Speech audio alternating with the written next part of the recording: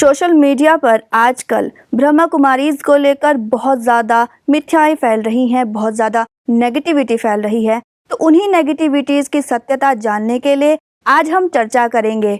नमस्कार, मैं हूं मनीषा और मेरे साथ गॉडली स्टूडियो में मौजूद हैं दिव्य शक्ति अखाड़े के आचार्य महामंडलेश्वर संत श्री कमल किशोर जी, जिनसे आज हम इन नेगेटिविटीज़ की क्या सत्यता है वो जानेंगे।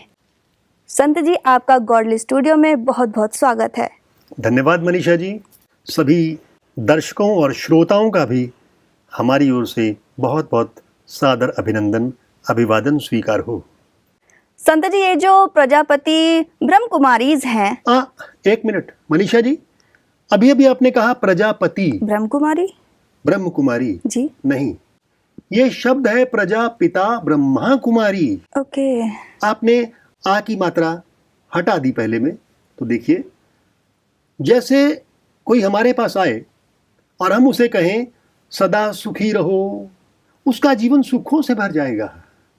और यदि हमने सा को छोटे ऊ की मात्रा के बदले में बड़े ऊ की मात्रा लगा दी और कह दिया सदा सुखी रहो, तो उसके जीवन में सारे सुख खत्म हो जाएंगे, जीवन ही सूख जाएगा। इसी तरह से कल, काल और काला, आ की मात्रा के बारे में बात कर रहे हैं। कल होता है जो बीत गया और आने वाला कल, यानी समय का प्रतीक। काल होता है मृत्यु और काला, काला होता है रंग। मात्रा का बहुत ज्यादा अंतर पड़ता है, तो थोड़ा सा ध्यान रखिए कि हमें प्रजा पिता ब्रह्मा कुमारी कहना है, ब्रह्म कुमारी नहीं कहना है। और पिता और पति में भी अंतर होता है।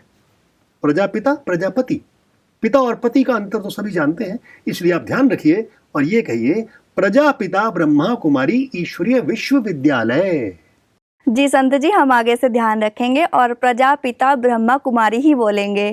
तो संत जी, मेरा अगला प्रश्न ये है कि ये जो ब्रह्मा कुमारीज हैं, ये जब आपस में एक दूसरे से मिलते हैं तो ये ओम शांति बोलते हैं, जो कि ये बहुत ही कैसा वर्ड है, आप जानते ही होंगे कि हमारे सनातन में ओम शांति शब्द कब इस्तेमाल किया जाता है? जब किसी की मृत्यु हो जाती है तो सांत्वना के रूप में हम इसको इस्तेमाल करते हैं। और सोशल मीडिया में भी आजकल जैसे कि किसी की डेथ की न्यूज़ हम अपडेट्स करते हैं तो कमेंट बॉक्स में भी लोग बाग ओम शांति लिखते हैं या फिर RIP रिप लिखते हैं। तो ये ओम, इनका ओम शांति क्या है? मनीषा जी, ओम जो शब्द है जी, ये 3 अक्षरों से मिलकर बना है, आ, उ और मा। जी, आ कहते हैं ब्रह्मा को, ऊ कहते हैं विष्णु को और माँ कहते हैं महेश यानी शंकर को। इन तीनों को बनाने वाला कौन? भगवान शिव। ये शिव की त्रिमूर्ति है। इन तीनों को साथ एक करके प्रणव बनता है, यानी जो सबकी रक्षा करता है।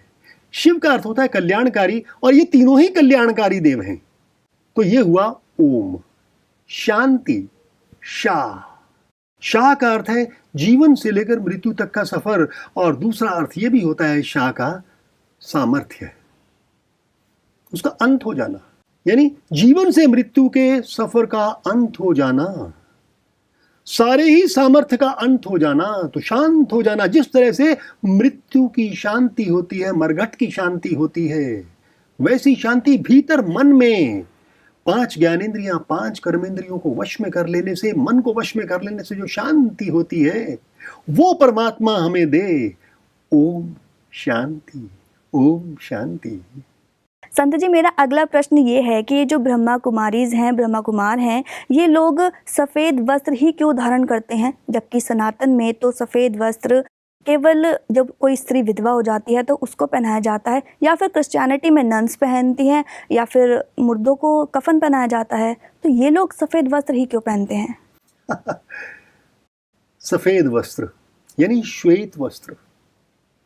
श्वेत वस्त्र पे हल्का सा भी कोई दाग लग जाए तो दूर से नजर आता है, तो बाहर से ये लोग उज्जवल हैं, भीतर से इनका चरित्र उज्जवल है। मन पर जीत पाई है, मन जीते जग जीत वाली बात है।